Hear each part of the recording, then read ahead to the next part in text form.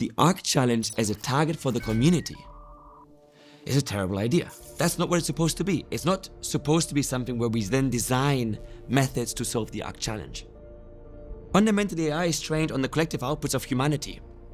This technology belongs to everyone, including people we don't like. It centralized resources in the interest of the common good, in the interest of the public, and not in the interest of maximum profit. Because to me, the biggest alignment challenge is not between AI and humans. Biggest alignment challenge is between those people who hold the keys to power and control these systems and the rest of the population.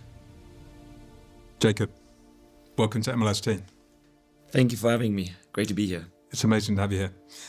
Tell us a little bit about your background. I run the Foerster Lab for AI Research at the University of Oxford, which is nowadays about 30 people working on anything that is cutting edge, interesting, not supervised learning, thinking beyond current state of the art. I do this 50% of my time, and the other half I spend at the Fundamental AI Research Group at Meta AI.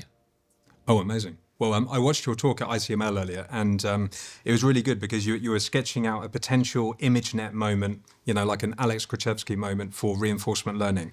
What was the elevator pitch? So I think reinforcement learning in the last decade or so really hasn't lived up to its potential, which raised a question: why is it that deep learning has been this revolutionary success story, while deep reinforcement learning, which held that great promise, really hasn't quite delivered in terms of real-world impact? And we have a hypothesis at FLAIR, which is that deep reinforcement learning had lost the hardware lottery, because deep learning is perfectly suited for the GPU. We can really keep all the cores busy, churning through data efficiently.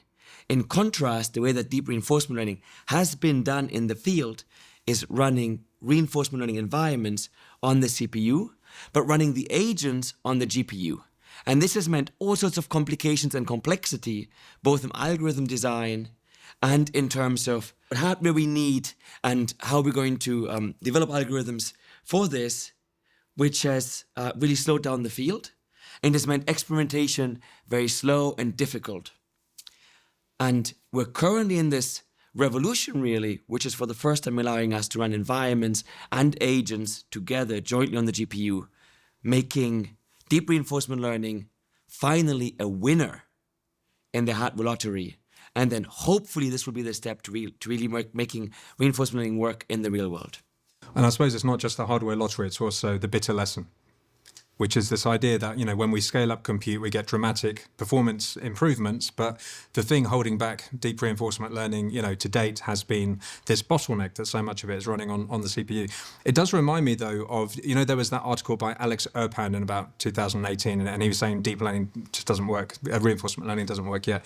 And he was also pointing out some of the other problems, which is that, that it's, if you change anything or you do anything wrong, the whole thing's broken. So why is reinforcement learning so sensitive to the architecture and the parameters? I think what has happened is because experimentation has been so slow, we've only been able to train our algorithms on very specific environments, and we've only been able to hill climb on that very small set of environments, which means the things are fundamentally brittle. And now for the first time, the experimental loop has been sped up by orders of magnitudes, which means that now we can really start to develop methods that are robust. Remember, the scientists, we ourselves are doing meta-learning. We're trying to discover methods that can generalize. MLST is sponsored by CentML, which is the compute platform specifically optimized for AI workloads. They support all of the latest open source language models out of the box, like Llama, for example. You can pay on consumption, essentially, or you can have a model which is always working, or it can be freeze-dried when you're not using it. All of the models that they deploy support the OpenAI API specification out of the box, which means it's just a one-line change in your application to switch over to CentML and start saving money and make your application go faster. But to do so, we have to be able to actually get a lot of samples and get a lot of experience for how our methods actually work. And in deep reinforcement learning, any single run has taken a lot of cost, a lot of compute, and a lot of time. And that means the signal we were getting as researchers has been costly, has been sparse, and has been noisy. And that meant our methods are bad. And the premise is, from the bitter lesson, if we can churn through more data, we can get a better signal, get better gradient updates for either the researchers or our meta-learning methods to then optimize our algorithms to be more robust, more sample efficient in the real world. Can you give me an example? So certainly when we need physical experience, the bottleneck is we need to have physically embodied agents gathering, stuff, and we can use simulators for that. But if I want to learn Quake or Dota or something like that, don't I need to actually have the game running on my machine? So I think this is a general problem, which is what happens when real-world experience is expensive. And obviously, what we've been really good at as a field is using real-world data when it's given to us. But we're going to run out of real-world data at this point, right? So we've been in this regime where we could lazily scale up compute and data because data sets were large enough to be accommodating for more amounts of compute. But now we're hitting the data wall.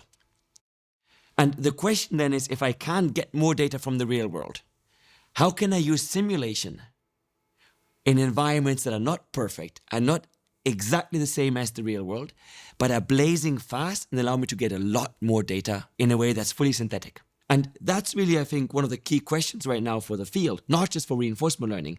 How can I develop algorithms, discover algorithms in approximate versions, for example, of Dota, that run 10,000 times faster, in a way that then the algorithms we discover will generalize to the real Dota environment, which is slow, which is expensive to run, and. And I put this under the umbrella of compute-only scaling. If you just give me tons and tons of compute, what kind of methods can I develop that will allow me to make progress on these simulated situations, environments, scenarios, so that the learning progress transfers to downstream tasks in the real world that are slow and expensive to run? So TUFA Labs is a new AI research lab I'm starting in Zurich. It is funded from past ventures involving AI as well, and so we are Swiss version of DeepSeek. So a small group of people, very, very motivated, very hardworking, and we try to do some AI research starting with LLM and O1 style models. What we're looking for now is chief scientists and also research engineers. You can check out positions at tufalabs.ai. So there's two things we can go into. I think in a little while we'll go into things like unsupervised environment design and curriculum learning and ways of generating all of this data. But before we get there, though, there's this matter of how did you make this run all on the GPU? I think at this point, I think it's best just to refer to the absolute expert on all of this, the mastermind behind the technical innovation that is powering this revolution of the hyperscale. Hi, I'm Chris. I'm a PhD student that was with Jacob. I technically have not graduated yet, so I'm still a PhD student with Jacob. And so I mostly study things like automating machine learning algorithms and discovery. So basically this is, can we find ways to discover new machine learning algorithms, machine learning insights automatically, right? And to do this, we need to use way more compute, because you can imagine even your average AI scientist is using tons of compute. To then automate this and scale it up, you need that, exponentially, right? And so obviously in an academic setting, we don't have so much compute. In fact, when we were first started at FLAIR, I don't know if we had any compute really set up. I think we might have had like some collabs, essentially, like Google Colab, like the free tier of compute. And we wanted to run some basic reinforcement learning experiments for a paper called Model-Free Opponent Shaping. And this is a paper where you're trying to learn across the entire learning trajectory of another agent in order to kind of influence the way it learns. And so this requires many training iterations of a single agent. And so given just the hardware restrictions we had, we couldn't even run normal reinforcement learning algorithms at that scale. So we had to look into just using really simple environments that we could write in PyTorch. And just implement this in the collabs that can run quickly on the GPU. And the paper had really cool results. And we were really surprised by basically how effectively putting the environment on the GPU was at the time. But at the time, there were very few environments that could be implemented in this way. And it was just really hard to actually implement them. PyTorch is designed for neural networks and things like that. And so to kind of use arbitrary environment code in PyTorch was hard. So that's kind of where JAX came in. So JAX is a library by Google that's similar to PyTorch. And one of the neat factors about JAX is that it has this has the same interface as NumPy. So if you know how to code in NumPy in Python, then you can code in JAX. So these are both libraries where They're designed to kind of allow you to use Python to run things on the GPU. So this is how we train all of our neural networks. This is how we train any language model, things like that. The thing about JAX is it's developed by Google, but also basically it has just a separate interface than PyTorch. So PyTorch is the thing that most people are probably more familiar with, whereas JAX has a few extra features on top of it. The key ones are this one called JIT. So this allows you to compile your programs on the GPU. Basically, at a high level, this just means that it'll usually run faster than PyTorch in a lot of settings. And the second one is called vmap. So vmap stands for, I believe, vectorized map. And the idea here is that if I write a function to run, let's say, addition, right? You can imagine I just need one core to add two numbers together. When I vmap this addition function, it turns into a vector add, right? So I can add two vectors together. And if I vmap again, it turns into a matrix add. And it's this idea of I can just write this one simple function for one instance of my environment, right? So I can run I can just write one instance of carpal in normal NumPy. And I just call vmap on this function. And now I can run millions at the same time. And so now any environment that you can think of is really easy to implement in JAX. And so for our follow-up papers scaling up this approach, we use JAX to kind of just implement everything entirely on the GPU. Of course, back in the MATLAB days, vectorization was always what we wanted. We wanted to, to take one operation and to kind of spread it out and parallelize it so it runs on many of those little cores in the GPU in this case. But something like carpal might be an interesting one. So we want to capture environment dynamics in the GPU. Is there any limitation? Because obviously, like we could write an environment in Python, and Python's got lots of cool things like, it's a very rich language, and you can do iterative conditional logic and stuff like that. How is it different in JAX? Right. I mean, it's very similar, right? Because NumPy is, I think, a lot of what people use Python for, right? So if it's in NumPy, you can more or less do it in JAX. There are some scenarios where JAX is worse. So this would be cases where you have like a lot of if statements and branches. But I think some of the recent work from our group has shown some really crazy things you can do with just JAX. So for example, a recent paper by Mikey and Michael from our group is called Kinetics. This is basically just a general physics simulator on top of a general renderer that is entirely implemented in JAX. So you can imagine like any reasonable environment you could make using this simulator and this renderer. Very cool. Are there any examples where, because we were saying before that we need to have a sketch. So we don't have the source code for Dota, but we want to capture as much of the dynamics as possible so that we can build agents that learn. How can we do that? Yeah, I mean, one interesting way is you can just try to build a model of Dota, right? Like learn a model. Right? You've seen recent works where people can learn like models of video games like Minecraft or the recent works in Genie, right? You can generate these video games. And so once you're able to do that, you can sample from them much faster because your neural network will run on the GPU. Yeah, that's actually really cool. There's a new version of Genie as well out now, and it hadn't really occurred to me that just having a dynamics model for the purpose of training, because we can chain together all of these things much more easily if we don't have access to the original source code. So what kind of performance speed-ups are we talking about here? Like around 4,000 times, I think, is our basic speed-up, yeah.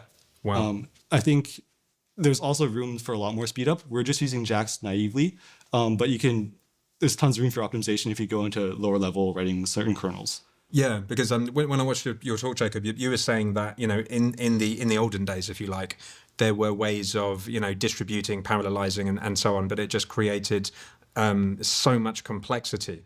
And with this new method being so much faster, you can kind of even as a small lab, you can do the kind of experiments that the big boys would have been doing before.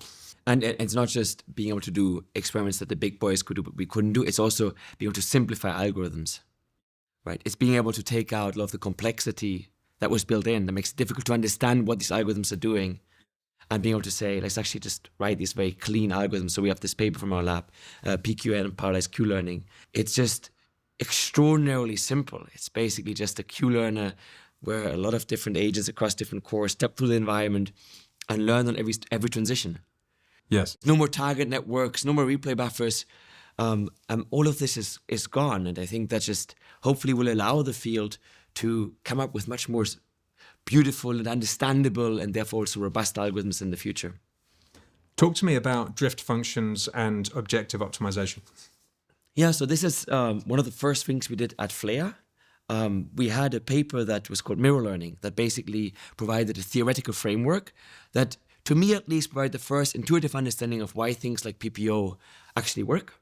And what this framework said is, as long as we have a penalty term that penalizes difference between the policy that collected the data and our current updated policy that obeys certain properties, then we will, in the limit of doing many policy updates, converge to an optimal policy. That theory framework was really, really nice, but what it also allowed us to do is to say, why don't we learn a drift function? Because PPO, that clip, is just one of many possible algorithms that can be expressed in the mirror learning space. And we thought, well, maybe this isn't the optimal one. There must be better ones. So what then we set out to do is to parameterize this drift function as neural networks. But obviously, you can now imagine there's a question, how do you actually optimize through that entire reinforcement learning loop? And there's been a lot of work in the field on meta-gradient estimation. And. That was always trying to estimate this sort of like derivative by unrolling the computation graph and differentiating through it. And actually, I'd done some of this work in my PhD as coming out of the multi-agent shaping work again. And we pursued this path because that's what everyone thought was going to win. But then we also pursued evolution strategies, which does not do any of the sophisticated maths, but instead swallows the bitter lesson and doubles down on it by just doing black box optimization, trying to estimate those higher derivatives from samples. And that turned out to be extremely well suited for the new paradigm of RL at the hyperscale. So there was this beautiful figure in your talk at ICML, right? So you were visualizing the gradients of the objective function. I think first of all for DPO, and it has this kind of step, right? So it's pulling it back to clip if it drifts too much from the source data and so on. And the interesting thing about that is it's human designed, and this is what Rich said we shouldn't do, right? So we're a bunch of experts in reinforcement learning, and we kind of we externalize our intuition into this function. Now, what you guys did is you meta-learned this function, and then you visualized it. What did you see? So the interesting thing is it recovered some of the features that we had seen in PPO. So there is this clip-like behavior, but there are a few aspects that were novel. So for example, the clip, counterintuitively maybe, has this sort of like too good to be true type of behavior, where you're okay to update, to have a positive gradient, if you're beyond the clip region, as long as your advantage isn't too high. So you would actually think intuitively, if I have a large advantage, if things turned out much better than I thought, I should be more optimistic and go away further from the reference policy. But instead, this clip function learned the opposite, where if the advantage is high and you've moved away further, then you have to stop there. But if the advantage is small, then you can move further away from the reference policy. It's almost like this sort of, is it too good to be true? Then you should just stay here. Yes. But if there's a small advantage, it's okay for you to keep moving. Yes, cautious optimism. Exactly. And then the other thing that this process discovered, that we then realized had actually been discovered by humans before, is rollback. So while the PPO objective says if you have gone too far away from the reference policy and you have a negative advantage, you're not going to get a gradient. You're going to stay there in that lower left quadrant. Instead, DPO discovered you should actually go back. We're going to push you back to that reference policy. Yeah, that's absolutely fascinating. And also there were secondary features which it found, which when no human had even designed or thought of before. And I think also this is where sort of our interpretability effort, Chris and I spent a lot of time along with Alistair, one of the authors of the paper, trying to make sense of these features. And we don't know what they are. I think this is an open problem. It would be fascinating to figure out what is going on there. And is this actually doing something real here?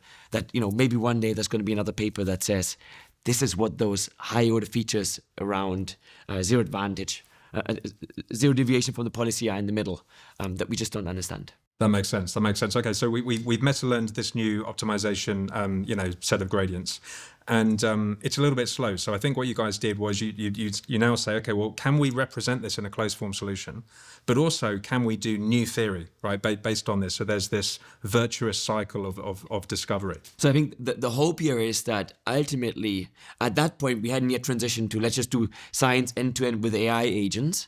So having the human in the loop who can interpret this and get back a symbolic representation of the drift function was really important to us. It has a second advantage, which is then suddenly you can break out of the JAX box. Remember, the environments we're going to use in JAX will not be the real world. We can't implement every problem. But I think what we can do is we can have a representative set of types of challenges that make the learning algorithms that we discover transfer to the real world. Transfer to settings in other simulators and also to learned world models and. And having a symbolic representation, we can just write down that drift function in one line of Python is a really nice way to make sure it transfers to different downstream tasks and to other code environments and. What else did you notice about this policy that surprised you? Didn't you say that it explored much more than before? Yeah, so it had an implicit entry regularization. And this is something that we've also doubled down on ever since. What we've done in follow-up work is we've said, fine, so humans can design these clip functions, but something that humans certainly can't do is design a clip function that is time dependent.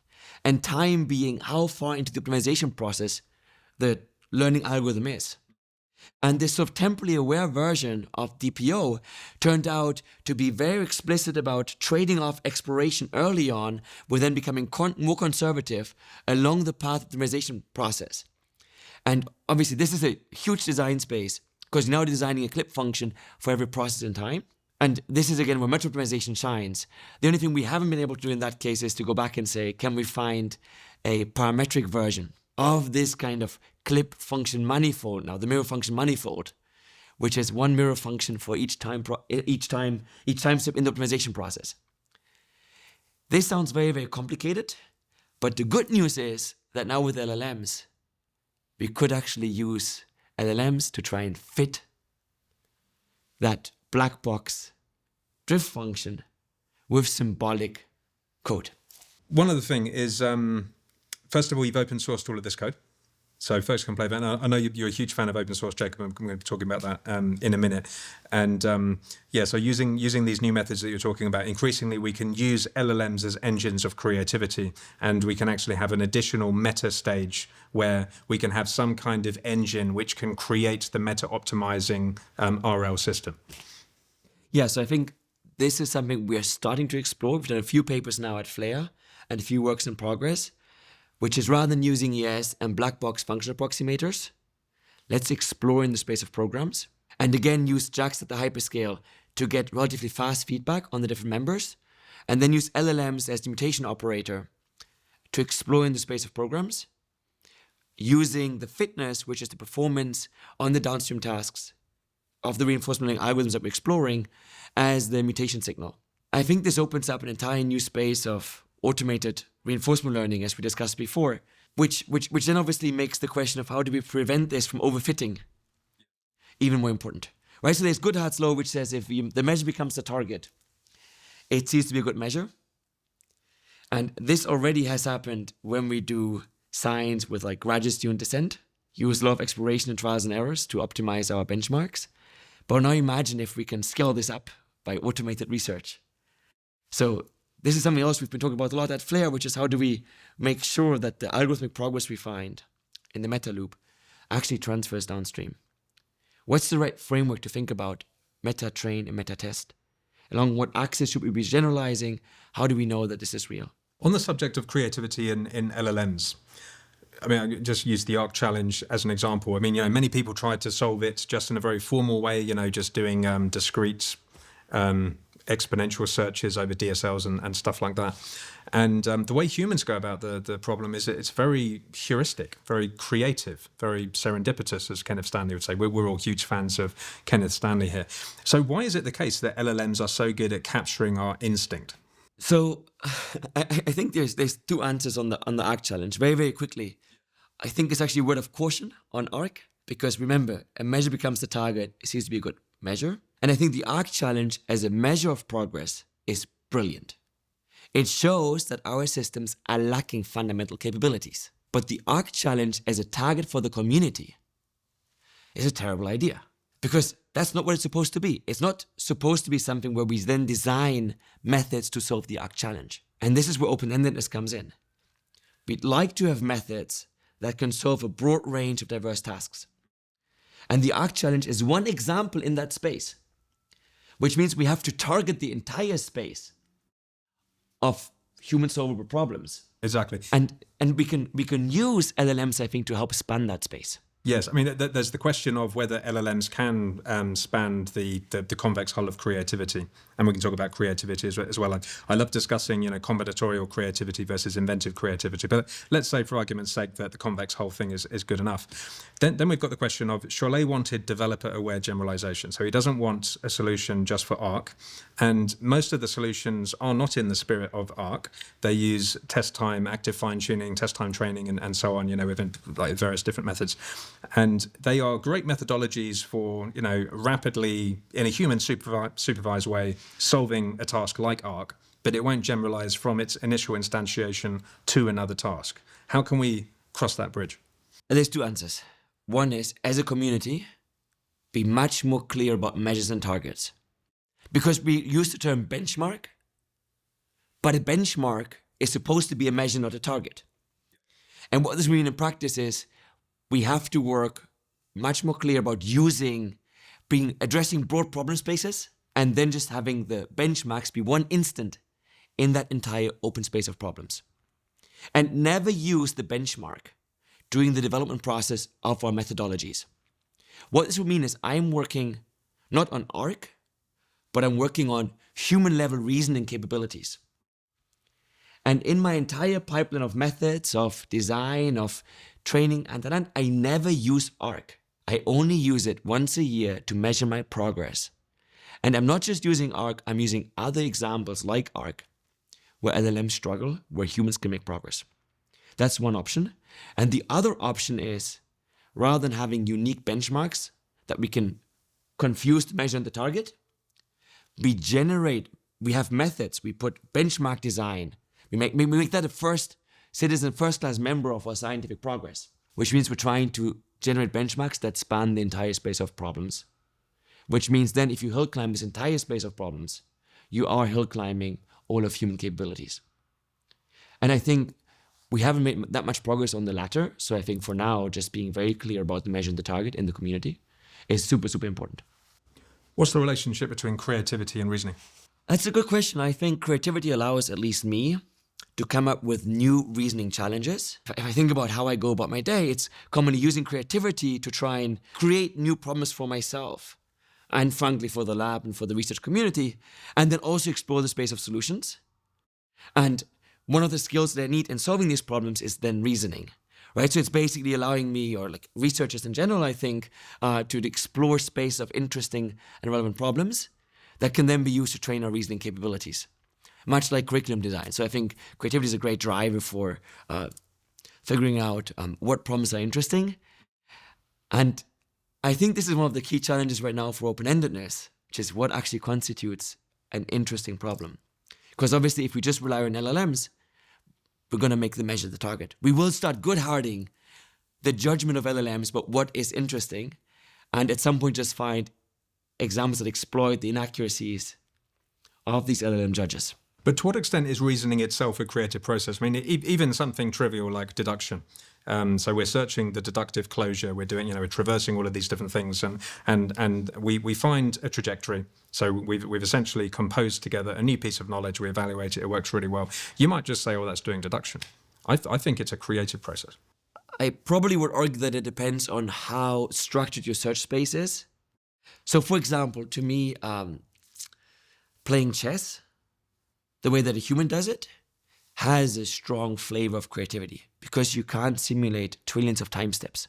You have to solve this problem differently. You have to actually try and find an intuitive approach to it that finds unusual new pathways and patterns. And that sounds creative. If I look at the way that this was solved in the good-hearted way of doing AI for games in the past, that's quite brute force. That's effectively just number crunching the game. And that doesn't seem very creative to me. Does that make sense? So I think it's less about what are we doing, but how are we doing it, which goes back to the measure and the target. Because if I use chess as a measure, then I only get a human compatible number of samples. I can't just brute force or number crunch the game. I have to be creative, I have to explore, I have to play, I have to use imagination. But if I'm allowed to use this game as a target, like DeepMind did it, and of course this was great work at the time, but the methods haven't really transferred to other domains. Then suddenly I can turn these beautiful imagination problems into number crunching. Yes. And do you think this meta layer is the way to get that generalization? That's my hope. I think my hope is that if we use the fact that we can number crunch, but we're not going to number crunch specific policies for specific problems, but we're going to use number crunching for sharpening our intuition about algorithms and about sample efficient methods, about methods that can use imagination, that could plan on new domains, that can explore, then we will have the best of both worlds. We will use the compute, we will use the efficient samples that we can get, but we will not use them to overfit on specific problems, but to sharpen our intuitions and to automate scientific discovery and accelerate the exploration of extremely sample efficient algorithms that then hopefully can have human-like capabilities. Because sort of my mental model is the reason that we're so sample efficient is because we're the result of an extraordinarily sample inefficient process called evolution. We've been meta-optimized on this evolutionary timescale with like vast sample inefficiency, but now allowed us to have this final product, which is a meta-learned agent that can deal with new situations, come to a recording studio and be underslept and still vaguely make sense. Tell me about agents in the general sense. You know, I have a deeply held conviction that agents give you something above and beyond building a monolithic system. Yeah, so I think there's been a long-term hypothesis that I've been pursuing as a scientist, which is intelligence is an emergent phenomena of multi-agent interactions.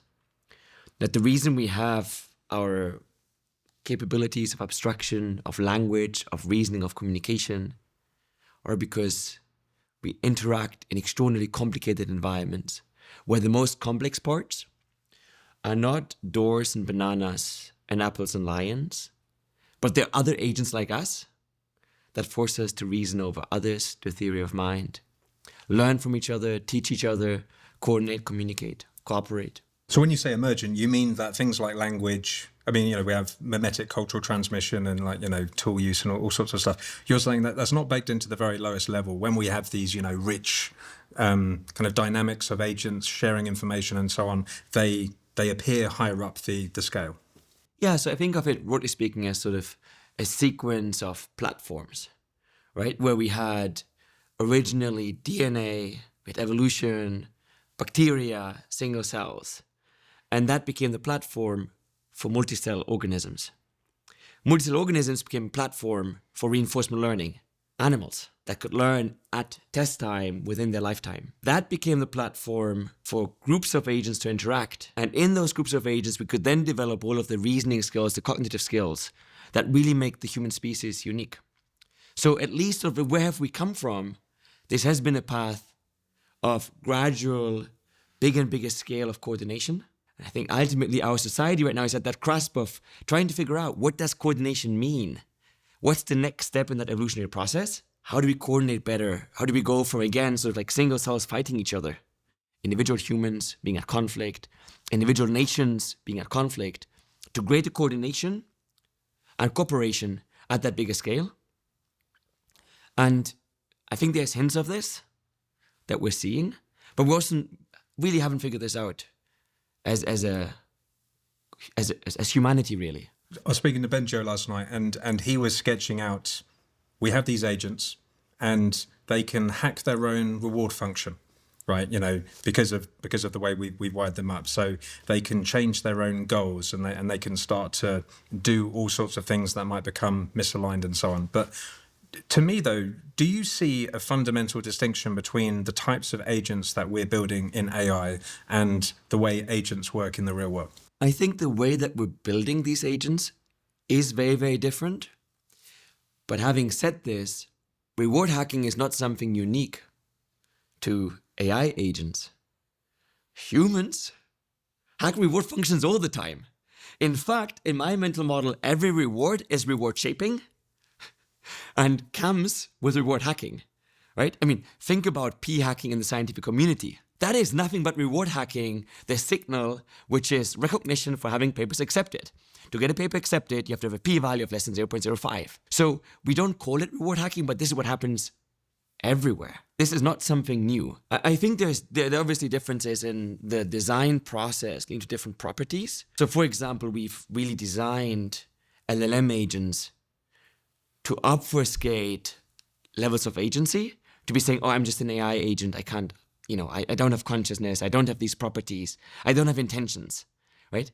But that's a design choice, right? So in many ways, we've played the role as like AI scientists designing those agents to have certain properties and pursue certain goals, much like the evolutionary process has shaped us.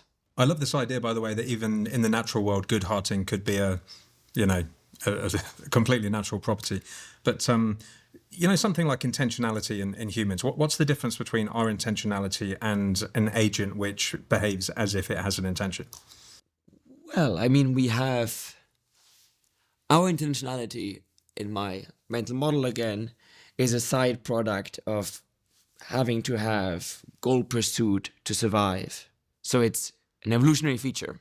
Currently, we don't yet train AI agent from the ground up to be goal pursuing, but to be imitating. The current paradigm, first and foremost, is imitation based. Now, we've also seen that this paradigm leads to systems which are not very good at being agentic. So I think quite a natural step down the line is to do agentic pre-training, where we also train these agents to actually pursue goals. And at that point, I think we're much, much closer in terms of intentionality to what we do as humans, which is goal pursuit. So AI agents are basically automata, right? They're just a mapping from an input to an output. So I wondered, perhaps we couldn't say for a very small, simplistic automaton that it has autonomy. But with this rich multi-agent dynamics, information sharing, and so on, perhaps you would think that at some level of complexity, we could say that the system as a whole has a form of autonomy.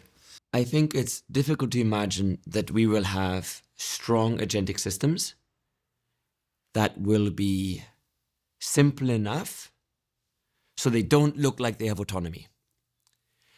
Everything I can imagine around what we need to get there will be agents that can set their own goals, own sub-goals, that can self-improve their own learning processes, that can work together in teams of students and teachers. And it's almost sort of like contradiction per se, to have strong AI, strong agentic AI, and to have things that don't look like autonomy. Because again, it's going to be difficult to write down an explicit learning rule or explicit data set that will get us there, right?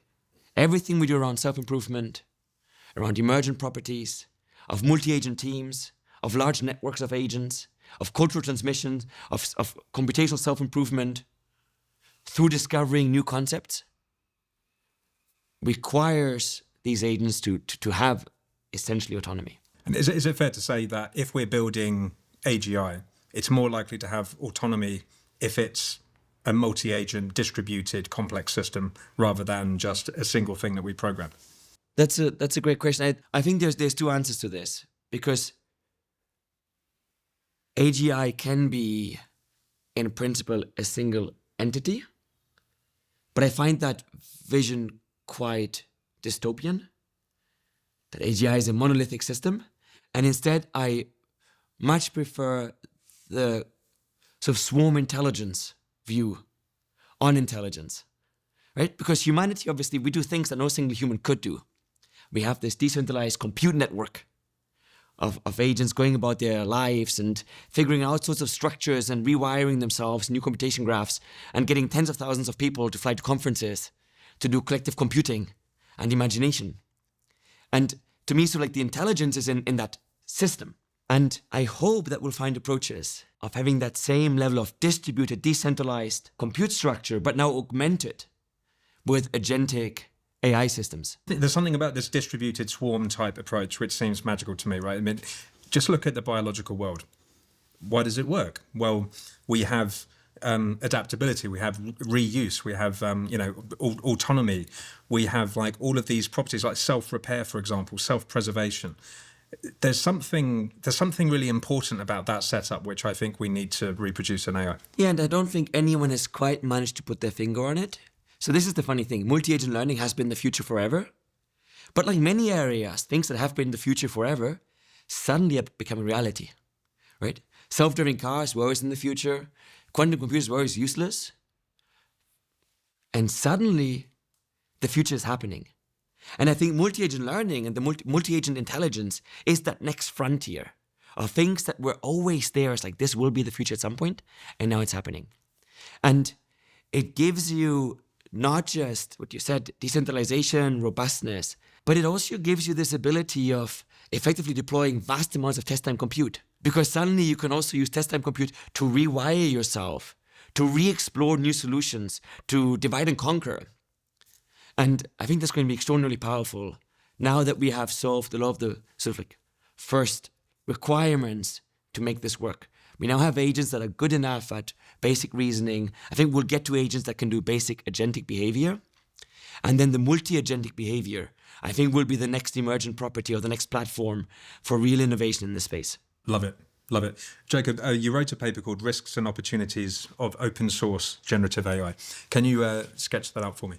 This paper goes back to a conversation I had with Phil Tor at lunch in Oxford about a year and something ago. And at the time, really, there hadn't been that much work in the space of open source LLMs. And we were very concerned about the accumulation of power behind the large players in the closed source AI space. Because again, to me, this decentralization of intelligence is not just a path to having smart systems that are robust, but it's also something that gives agency to the parts of this network. And it's, to me, a foundation of Western thought, Western democracy, and balance of power that maintains our social structures and prevents dictatorial takeovers. And at the time, there was a lot of discussion about the risks of open source AGI, but very few people were speaking out about the benefits of open source AGI and the risks of closed source AI. So what we decided is to gather a group of people, and it came out of a workshop in London on open innovation, to write a paper that would try and tell the other side of the story, which we thought was lacking in the discourse. Obviously, writing this paper took time.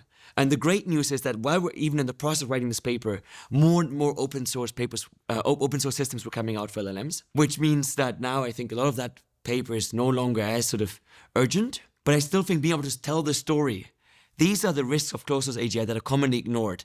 And these are the benefits of decentralization, of democratization, of giving everyone access to these tools and be able to deploy them across the economy, being able to deploy them across the planet, and giving these to everyone who wants to innovate. That's the story we wanted to tell. And I think the paper does a decent job at this. So we're from the UK. And we have a mix of kind of centralization and decentralization, you know, so we have the National Health Service. If we were doing this interview about 5 years ago, I probably would have been arguing it was a good thing. It's not so much anymore. But, you know, the government controls things like, you know, the water, the railways and so on. And then we have private enterprise as well. So we have a bit of a mix. Some might say that AGI is such an important thing that we need to have an economy of scale. We need to have, you know, the best people, the best experts. It needs to be centralized. What say you to that? Centralization is one aspect. But a different question is, if it's centralized, who holds the keys? What we're doing right now is we're having the Manhattan Project developed by private enterprise, funded by people from across the world, from all sorts of backgrounds and interests, that if they were funding the Manhattan Project, that would have been absurd. So I'm on board with saying we need to have centralized resources, but let's centralize resources in the interest of the common good, in the interest of the public, and not in the interest of maximum profit. Does that make sense? We often confound those two. I think if we had something like a CERN-style effort of putting resources from across Europe, from across the globe, of trying to build models for the common good that are transparent, where the data that we use is public, is accessible, is curated by the public, where the alignment methods that we use are again democratically vetted, come out of a sort of decentralized process like Wikipedia, where a lot of people can have input in public, in the open, transparently. I'm on board with this. I'm on board with centralization, as long as it's controlled by democratic forces. The goal is the common good, because to me the biggest alignment challenge is not between AI and humans. The biggest alignment challenge is between those people who hold the keys to power and control these systems and the rest of the population. So in principle, I agree with you, because when I look at a lot of the AI elite at the moment, it's folks in the Valley, and it's a bit of a monoculture. And having an open system would make it more interdisciplinary, for example, and many eyes make shallow holes. But there are folks who say that even a tiny increase in the risk by opening this technology up could have catastrophic consequences. What would you say to that? I think the question is, what do we call catastrophic? Okay, and this is where the scale of what counts as catastrophic matters. So, for example, I think having open source systems that can be dual use is probably a good thing, because it will give us early signals of where things can be exploited and there can be malicious use. But if you have open source access, at some point you get the same balance of power which underlies the stability of our world. Most actors are good, and being able to use the same methods for defense will also help us early develop defenses against the abuse of this technology. These kinds of abuses by bad actors will not be the end of humanity. But the catastrophic abuse of a runaway paperclip maximizer / profit maximizer could actually be the end of the human species, and could certainly be the end of our Western democracies. So I think we have to be very careful when we talk about catastrophic on that scale of what that term can actually be for different people. Another thing is we live in a like a globalized world. We have a very differential kind of regulatory landscape, and some of the other players out there, they might have fewer regulations to deal with, and they might use this technology that we're giving away for free and use it for bad purposes. How do you guard against that? I think it's on the international scale the same that applies on the national scale, which is the balance of power if you equalize access to tools. And that balance of power between different countries needs to be maintained. And giving fair access to AI is just part of the equation. Fundamentally, AI is trained on the collective outputs of humanity. This technology belongs to everyone, including people we don't like, right? I think it's actually quite wrong to say only a small fraction of Western elites should have access to this, because this is trained on the cultural evolution of the output of all of humanity. So let's use it for the benefit. And the only way that I can ensure this use for the benefit is to give equal access to people. And don't get me wrong, personally, I would prefer to go beyond just open sourcing. In our paper, we had a section on the question of open source AGI. And the argument we make in a nutshell is open source is better than closed source from a risk perspective, because it prevents the catastrophic accumulation of power under a misaligned entity. It prevents this. But even better would be systems which are holistically aligned.